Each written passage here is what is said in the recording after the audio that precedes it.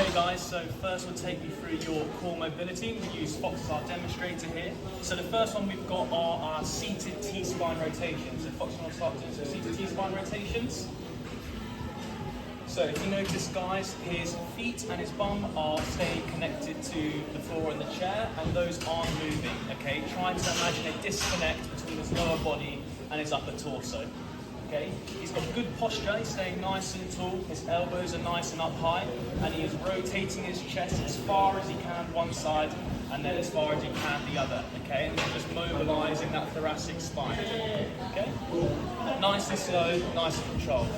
So next one we've got are our lateral side extensions. So Foxy, if you just want to start doing that for us.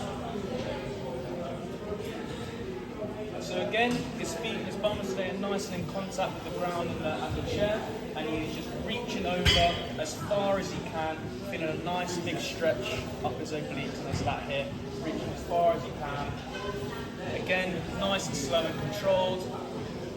Got good controlled breathing as well.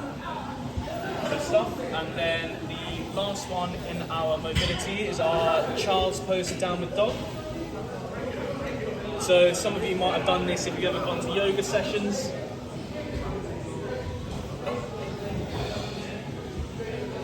Good, so Foxy's pushing all the way back onto his heels as far as he can. That's going to put our lumbar spine into extension, flexion, sorry. And then he's going all the way from child's pose through into downward dog, staying nice and close to the floor, into extension. And again, this is nice, it's slow, controlled, controlling our breathing throughout as well. Perfect. So all of these guys, we do the specified sets and reps that you have on your program, and this will progress each week, so hopefully our mobility will increase as time goes on.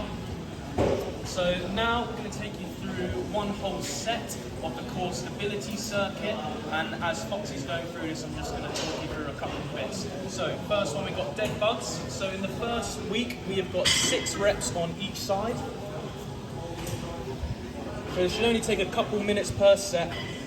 So Foxy's going to start going 6 dead bugs each side. And the key to this one is that we really want to control and brace our core, okay? So you want to imagine that you're shrinking the distance between your rib cage and your pelvis, and you're really crunching and squeezing down, okay? You sort of want to imagine that you're about to be punched in the stomach, and what you're going to do, you're going to brace, you're going to push that lower back into the floor. So if I notice here, my hand would not be able to slide onto Foxy's back, okay? If his core was not braced and he was loose and we had no control there, I'd be able to slide my hand under his back here. So nice and slow and controlled. He's going opposite arm to opposite leg, and whilst he's doing that, both the other arms and legs are staying exactly where they are. And this is a progressed version of what Foxy's doing now, double arm and double leg. So if you're finding the single arm and single leg a little bit easy, we'll just progress onto this one. But again, he's maintaining that braced position, pushing his lower back into the floor and keeping a nice tight squeeze the entire time. So the next exercise we've got are shoulder taps. So Foxy's going to get into a press up position. Feet are going to be nice and wide, so he's got good balance. And again, he's going to have a nice line from his ankle, knee, hip, all the way up to his shoulder, and his hips are staying in that line, okay? His hips aren't dropping, and they're not too high up in the air either, they're just staying nice and flat. From there, he's going to do 8 shoulder taps, each side, nice and slow and controlled, okay? So one hand reach off, touch the other shoulder, and back down.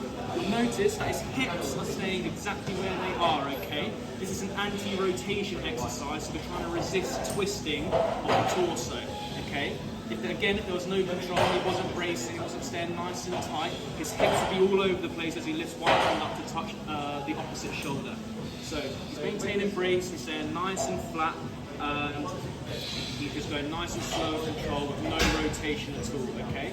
Again, we want to feel like we're bracing the core the entire time, and there we are, that's the shoulder taps. And then the last one are just a side plank hold. So for the first week, I believe it's for 30 seconds, so I'm going to set my timer here. Fox is going to get into position. So his feet are stacked on top of each other. His elbow is directly underneath his shoulder, and he's relaxing his other hand just on his hip here. Now, it's really important again that we have a nice straight line from ankle, knee, hip, all the way up through to shoulder, okay? I don't want your hips to be pushed backwards, okay? Or your knees bent or anything, just a nice straight line. And then I'm gonna give him a little countdown, 3, 2, 1. And the start is 30 seconds on the way. So he picks his hips up as high as he can, and he's squeezing that glute. He's squeezing his obliques, okay? And this one's an anti-flexion exercise for our side flexion, okay? So he's resisting dropping. We don't want those hips to fall low. We don't want to be pushed up too high either. We're just maintaining this nice straight line for 30 seconds. Okay? So 3, 2, 1, and relax.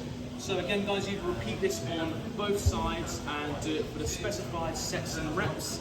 And like the mobility as well, the sets and reps are going to progress on each week and slowly get harder. So we should be seeing some gains in our core stability. Hope that helps you out.